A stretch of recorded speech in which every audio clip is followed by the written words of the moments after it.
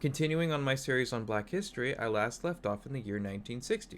Now, 1960 is a very interesting time because while there is this upswing in optimism by younger activists for equal rights when they realize that sit-in protests are effective at desegregating establishments like restaurants and pharmacies, there's also a bit of confusion and conflict between what should actually be done and what the most effective course of action is. On the one hand, you have Martin Luther King Jr., who is pushing for systemic reform largely within the system itself.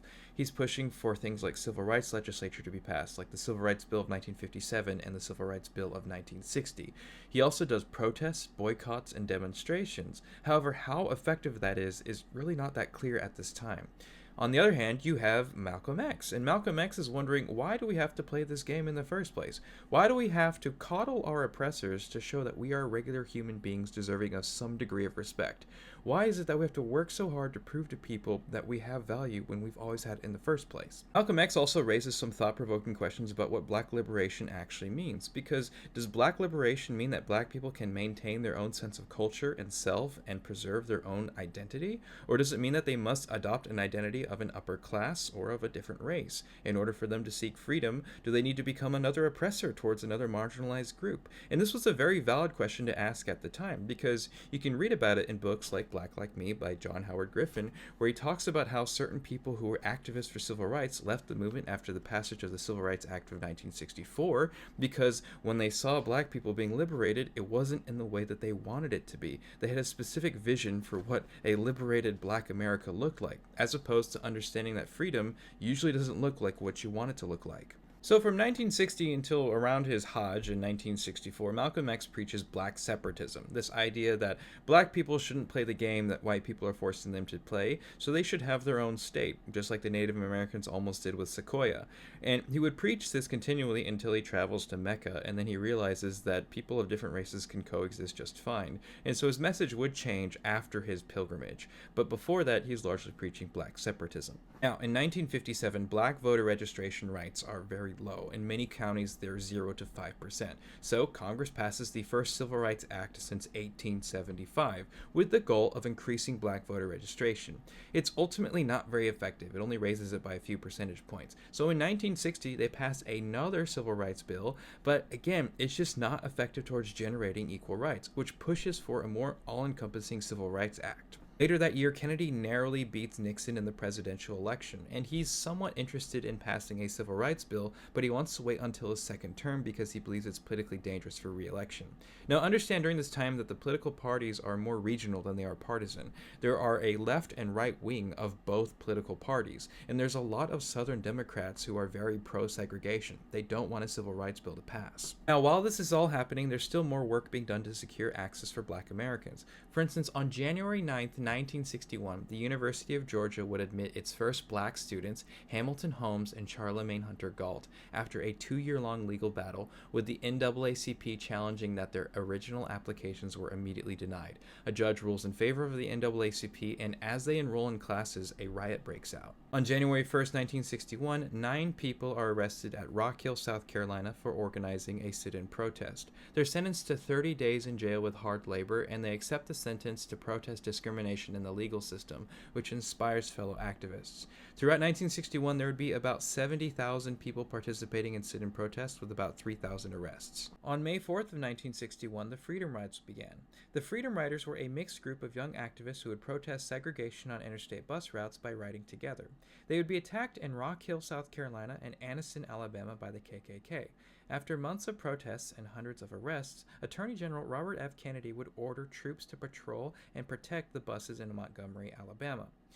On December 16, 1961, the Freedom Rides would end after the Interstate Commerce Commission would rule to enforce desegregation by order of the Kennedy administration. In 1962, Samuel Gravely would become the first black commander of a U.S. Navy ship, the USS Falcon. He would later become commander of the Third Fleet in the 1970s. On December 6, 1962, Ernie Davis of Syracuse becomes the first black athlete to win the Heisman Award. However, due to segregation, he's not allowed to attend his own award ceremony. Because of this, the entire Syracuse team refuses to attend. Ernie Davis would be selected first overall in the NFL draft by Washington. However, he's later traded to the Cleveland Browns because the Washington owner refuses to sign a black player. Unfortunately, however, before he can ever play down in the NFL, Davis is diagnosed with leukemia, and he dies at the age of 23. On October 1st, 1962, James Meredith, after a year-long legal battle with Ole Miss, becomes the first black student to attend the university, with the help of Medgar Evers as well as future Supreme Court Justice Thurgood Marshall. In response to this, Governor Ross Barnett of Mississippi orders state troopers to block Meredith from attending, and an angry mob of 2,000 white citizens protests the integration, injuring hundreds of people and killing 2 in the process. President Kennedy orders federal marshals to restore order, and Meredith is escorted to classes. This would become a recurring trend. On June 11, 1963, Vivian Malone and James Hood are admitted into the University of Alabama. However, they are blocked by Governor George Wallace, who uses the National Guard to keep them from going into the school. Because of this, President Kennedy has to federalize the National Guard, and this allows them to attend the university. The very next day, Medgar Evers, who helped James Meredith attend Ole Miss, is shot on his front porch by a member of the KKK. He's rushed to a nearby hospital in Jackson, Mississippi, where he's refused treatment due to his race. He dies 50 minutes later. After 2 deadlocked all-white juries failed to reach a verdict on the murder trial, eventually Evers' killer is finally convicted of murder in 1994. On August 28, 1963, after 2 years of planning by A. Philip Randolph and Bayard Rustin, the March on Washington for Jobs and Freedom begins. The march is for the following things: improvement of civil rights legislation, proper enforcement of racial integration in schools, public works programs for the unemployed like job training, anti-discrimination laws in hiring employees, a $2 an hour minimum wage, withholding federal funds from discriminatory programs, proper enforcement of the 14th Amendment, broadening the Fair Labor Standards Act, and granting authority to the Attorney General to issue injunctive suits for civil rights violations. The attitude regarding the march was not peaceful during this time. There were multiple bomb threats, there were accusations of radicalism and communism by people such as Senator Strom Thurmond, and the organizers tried to be very delicate in how the whole thing was handled. For instance, certain speakers were excluded, such as Annie Women or James Baldwin, because they wanted to make the rhetoric less inflammatory, and they could not associate with any communists who were supportive of equal rights because they did not want to be accused of being communists.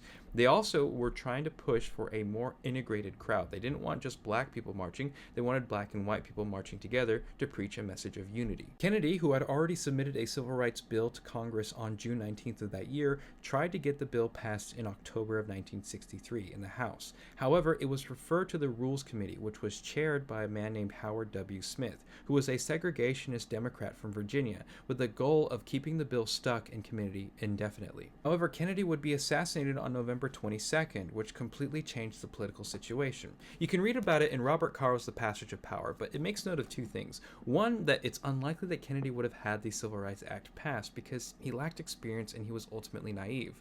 But also 2, that Johnson used political momentum to get the Civil Rights Act passed for his own personal gain, but also for moral reasons. Johnson brilliantly labeled the Civil Rights Bill as Kennedy's legacy, saying that this was the last thing that Kennedy was trying to do, therefore to honor his memory we should pass this. Despite this, however, there were still multiple attempts in order to prevent this from passing. For instance, there was the Democrat from Georgia, Richard Russell, who said here, "We will resist to the bitter end any measure or any movement that would tend to bring about social equality and intermingling and amalgamation of the races in our southern states." The bill would be filibustered for over 60 days, with people like Democrat Senator Robert Byrd speaking for a total of 14 hours and 13 minutes. And then finally, there was a vote for cloture to stop the filibuster, which was really dramatic. There was a guy named Claire Engel, a Democratic senator from California. He was suffering from terminal brain cancer. He couldn't even speak, and then the only way he could certify an aye vote was by pointing to his own eye. Finally, however, on July 2nd of 1964, the Civil Rights Act would be passed in Congress, banning discrimination on the basis of race, color, religion, sex, and national origin. With that being said, I will discuss what happened after the Civil Rights Act was passed in a future part.